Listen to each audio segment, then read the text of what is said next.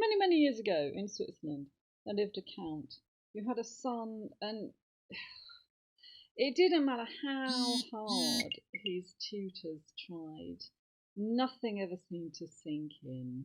He just didn't seem to understand the lessons. He didn't seem to remember.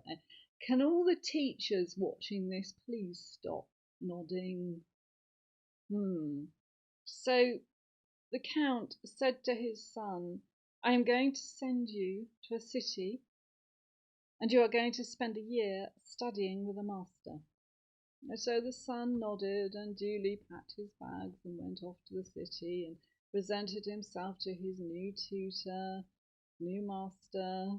And at the end of the year, the son went back to his father, and the Count said to his son, so what did you learn in this year of study?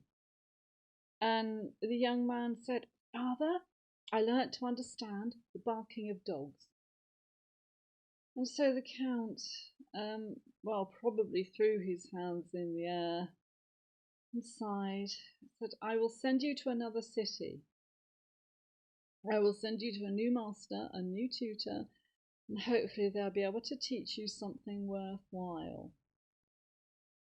So the young man was sent off to another city and another master, and there he learned to understand the croaking of frogs. And when he got back to his father and said, Father, I can understand the language of frogs, his father just, go to another city. I have found you a third master who will teach you something worthwhile. So the young man set off.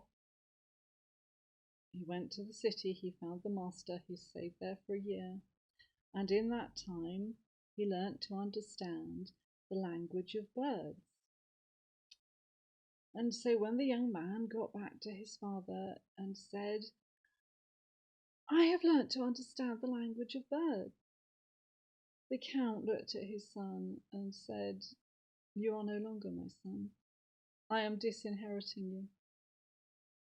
And he ordered his men to take his son out into the forest and there to kill him. But the son was a nice lad, and the men had known him for a long time. And so instead of killing the lad, they killed the deer, and they took the deer's eyes and the deer's tongue, and they gave them to the Count as proof that they had killed his son. So the young man walked through the forest and walked through the forest and walked through the forest, and until he came to a castle, and he asked for lodging for the night with the king who lived in the castle. And the king said, you can stay for the night, I will give you a meal. But the only place you can stay is the old tower. Towers are always bad. Towers are always bad news. The tower in a tarot deck is not a good card normally. You can stay the night in the old tower, for in there is a pack of wild dogs. And from time to time, they eat a person. And the young man said, give me something to defend myself with, but I'm not afraid of the wild dogs. So the young man spent the night in the tower and listened to what the wild dogs had to say.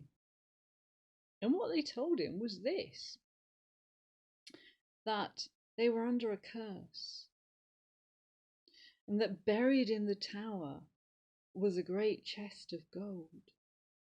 And their curse was that they had to guard the gold, and they would only be free when the gold was dug up. So in the morning, the young man went and explained all this to the king, and he showed them where to dig, and he showed them where the chest of gold was. And of course, because kings love gold, the king was very grateful to the young man. But the story doesn't actually say that he gave him any of the gold, because the young man then carried on walking, and he had a great desire to visit Rome. He'd love to go to Rome. So he went off, and as he was walking along, he passed a pond full of frogs who were croaking away. I think a similar thing might have happened to Paul McCartney at some time. Frogs were croaking away, and the young man understood what they were saying, and he grew very concerned. But really? No, I don't think so. The young man, when he reached Rome, he discovered that the Pope had just passed away, and the cardinals were unable to agree on a successor. And then 2 doves flew down. There you are. I have 2 doves on my jumper. Look, I have 2 doves here. 2 white doves flew down and perched on the young man's shoulders. And the cardinals saw this, and this fulfilled a prophecy. So the young man, much to his surprise, found himself anointed and ordained as Pope, which was exactly what the frogs had said was going to happen to him. But the young man didn't know all the words of the Mass, that luckily for him, the 2 white doves carried on perching on either shoulder, and they sang to him all the words of the Mass, so he always said it all perfectly. I think lots of storytellers sometimes feel that they could do with a dove sitting on the shoulders, just reminding them of what the next bit of the story is, maybe. It's one of the things that people say is, oh, I could never tell a story. And it's like, well, look, everyone can tell a story. If you can tell a joke, you can tell a story. I'd never be able to remember it all. Well, actually, you don't. You don't. It's not like acting. You don't learn all your lines perfectly. You just remember the outline, and it's the same story is never told twice, really. And once stories are written down, they are in fact imprisoned in a tower, if you like, and they like to be set free, like the dogs. And the first time I ever told the story of the old woman and her pig, which is a classic English folk tale, which I'll record sometime, I got as far as the rope, and this was at a storytelling club, and I got as far as the rope, and I just had to ask them, what comes next?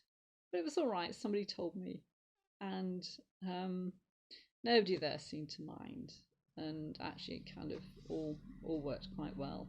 So, you know, if you fancy having a go at storytelling, any storytelling club worth their salt will have a link on the Society for Storytelling website, which I think is just SFS.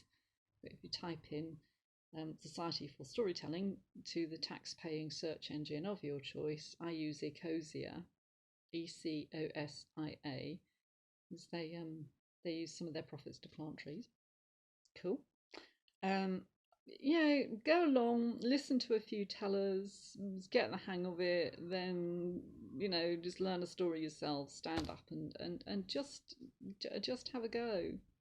And if you are a bit nervous, have a glass of drink, the beverage of your choice with you, and if you really can't think of the next line, just take it.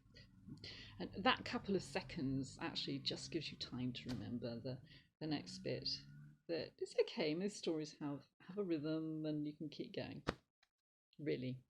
So the important thing for storytellers is always to let your audience know that you've got to the end. So you say something like, and they all lived happily ever after, or he was never seen again. So this storyteller is about to say, that is the end. of my random advice about how to tell stories. And I will bid you good day. I hope to see you again soon. And go on, just do it. Bye for now.